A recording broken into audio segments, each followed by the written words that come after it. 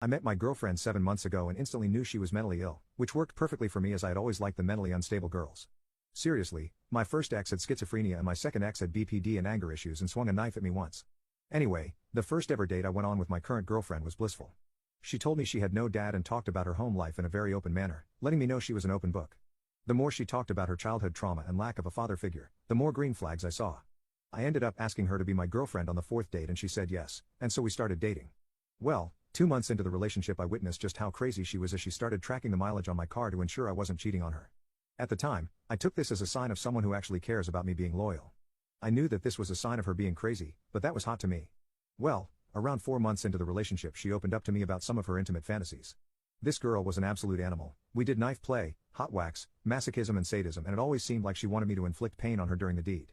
This was hot to me, and she seemed to really enjoy it too, as according to her the childhood trauma has made her enjoy these things. However, our intimacy life took a drastic turnaround a month ago when she came to me with a fantasy she had.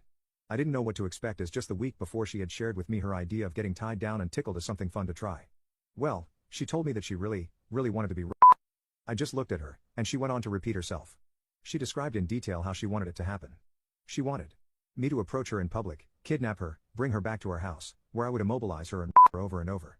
She told me that this was something she had always wanted to try but never got the courage to ask for this. Now, I am many things.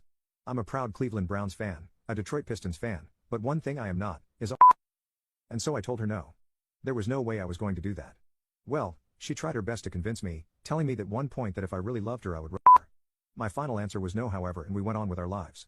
Well, about a week ago she started acting very strange. Very cold and distant, and totally somber. I asked her over and over what was wrong and she ended up breaking down. She told me that since I wasn't going to her, she would find someone who would.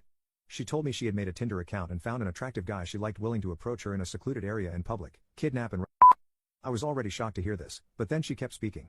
She said that the guy turned out to be nothing like his pictures in real life, and instead of a handsome male in his 20s she was greeted with a fat slob who looked to be in his 50s. She said she changed her mind when she saw him, but by that point she was too late. He was already holding her down and kidnapping her. He took her to his house where he kept her hostage and did whatever he wanted for 8 or so hours. She said that she felt violated, she was over and over in every way imaginable, and it was by far the worst experience of her entire life. She told me that what this man did was so hideous that it has left her traumatized and told me that she will be uncomfortable with having intimacy for a long time until she gets over this deeply unfortunate accident. I think she expected me to comfort her or something, as when I stood up and started to leave she tried to hold on to me and ask where I was going. I simply told her I needed time to think. Well, upon getting home I was getting spammed with messages by her friends and her.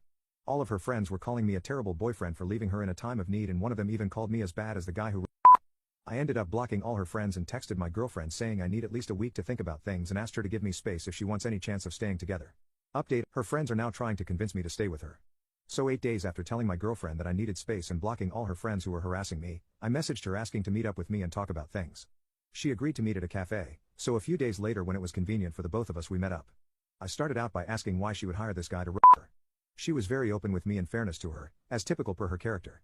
She told me that the more time went on the more fascinated she became with She joined forums on the deep web about found communities online which were centered around women having this thing.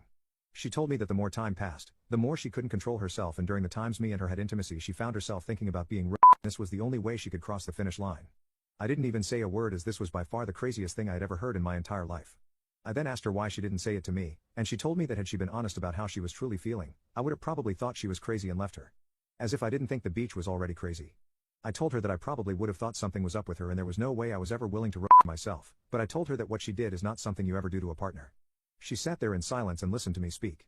I told her about how the whole experience made me feel, and I told her that as sorry as I was for this travesty happening to her, she cannot just expect me to be totally okay with it and help her heal. I told her that I wish her the best and may she work with whatever professionals she needs to get over her experience, but I was not going to be helping out as I do not see myself forgiving her anytime soon. Before I left however, she grabbed my hand and asked me one thing. She asked me if we could at least stay F-buddies. I blanked again, and after a minute reminded her that she said she would need a while to get over the trauma of what had happened to her. And this, ladies and gentlemen, is when I realized I needed to nope the F out ASAP. She told me, with a dead serious face, that she was already over it and respects my decision but has chosen to just get over her trauma and to do this she needs someone she trusts to F. I left so quickly after hearing that. I blocked her when I got home.